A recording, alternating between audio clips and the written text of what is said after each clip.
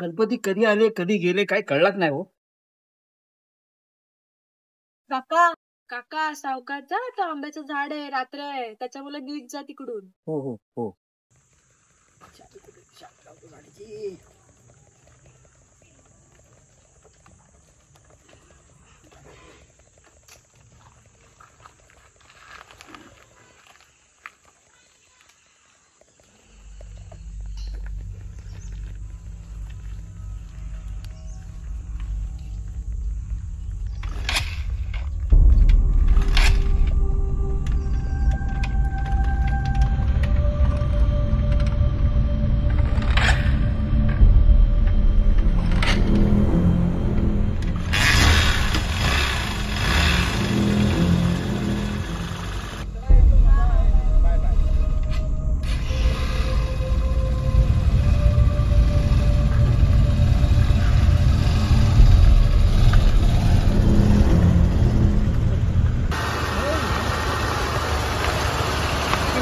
रस्ता पण बरोबर नाही, काय नाही, पूर्ण अंधार परत चाललेला आहे. समजत नाही मला काय करावं.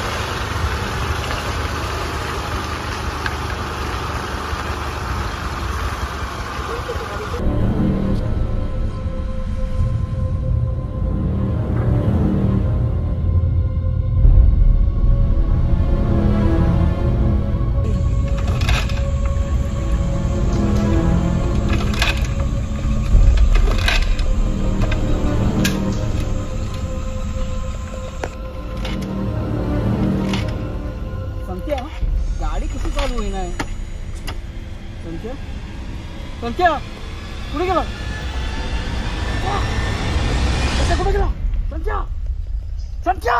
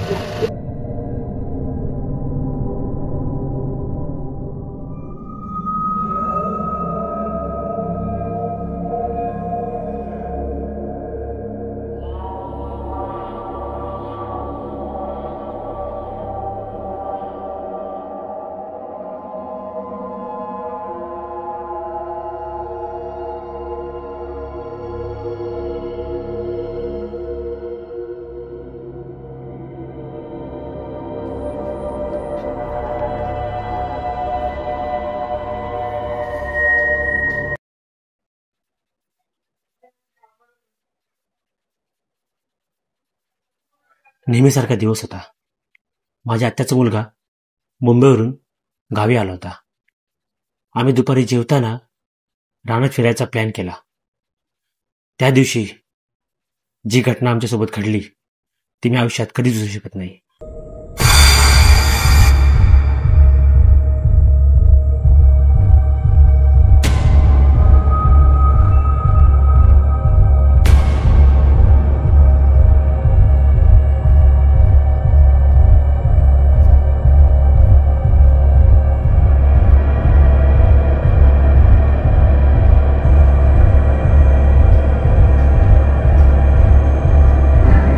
ज्या ठिकाणी ही घटना झाली त्या जागेबद्दल पहिल्याही खूप अशा घटना झालेल्या आहेत.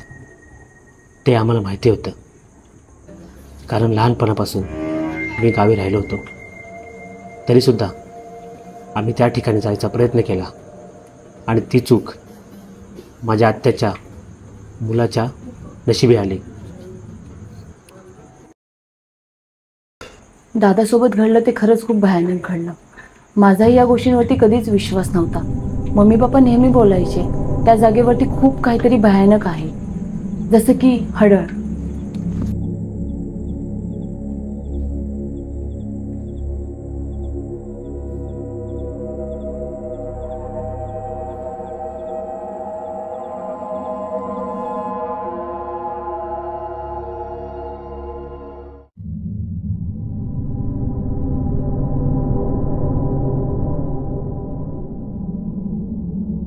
ही सणा टायमाला गावाला पोरं येतात गणपतीला, तर त्या टायमाला त्या ठिकाणी भयानक घटना झालेल्या आहेत. तर त्या ठिकाणी म्हणजे त्यांना पूर्ण सांगतो, ही आता म्हणजे आमच्या पिढीने पिढी गेलेली आहे तिथे.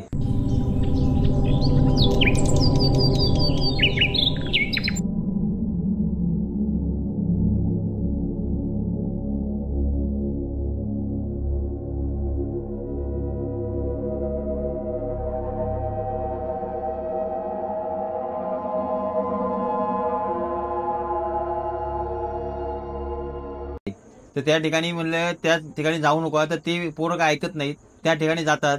आणि त्या ठिकाणी म्हणजे असं त्यांना अजून जाणकारी नाही, ती पोरं आत्ताची आहेत, तर त्यांना काही त्यातली माहिती नाही, काही नाही. तर त्या ठिकाणी आम्हाला म्हणजे जाणवलेलं आहे ते पूर्ण कसं त्यांना आताची पूर्ण काहीच माहिती नाही, काही नाही. तर त्या ठिकाणी म्हणले असं म्हणजे त्या गेलेली त्या पोरांनी त्यांना भयानक हे झाली, हे घटना त्यांना दिसून आलेली आहे.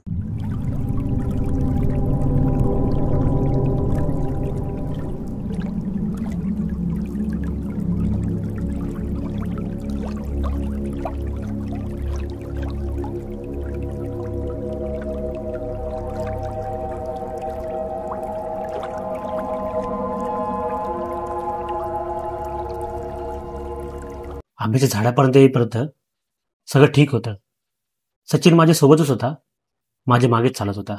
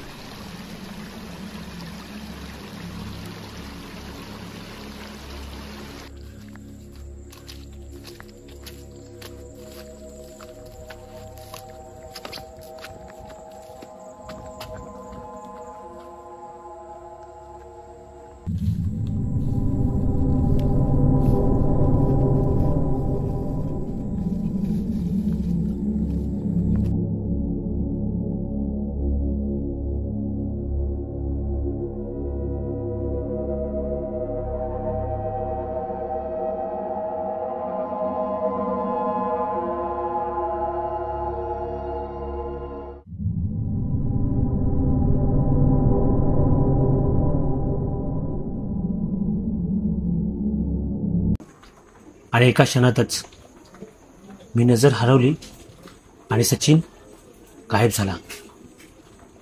तिथे काही लपण्यासारखंही नव्हतं. मी गडबडलो, 2 मिनिटं विचार केला आणि मला समजलं हे काहीतरी वेगळं झालेलं आहे आणि मी तिथून पळालो.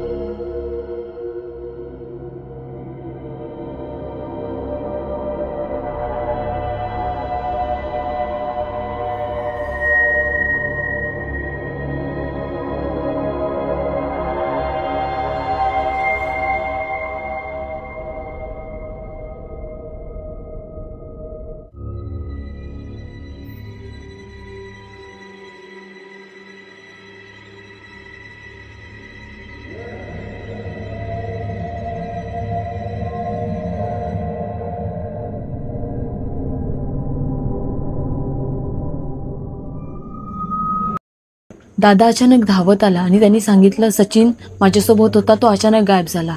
हे कृत्य ऐकून आम्ही खरंच खूप घाबरून गेलो आणि पुन्हा लक्षात आलं की आईबाबांनी सांगितलेल्या त्या घटना पुन्हा घडण्यास सुरुवात झाली आहे. आणि हे सगळं ऐकून काही समजेनासच झालं. आम्ही खूप घाबरून गेलो होतो. जेव्हा तिथनं दिन्या धावत आला तेव्हा सचिन तिथे होता, तर त्याला दिसला नाही, काही नाही. तर त्या ठिकाणी आम्ही 4-5 जण आम्ही गेलो, तर आम्हाला असं आढळलं नाही, काही नाही. तेव्हा आम्ही नारळ पचकथा बोललो, तेव्हा तो सचिन तिथे बेशुद्ध पडलेला होता. तेव्हा नंतर तो सुधीत आला, तेव्हा त्याला आम्ही घेऊन आलो.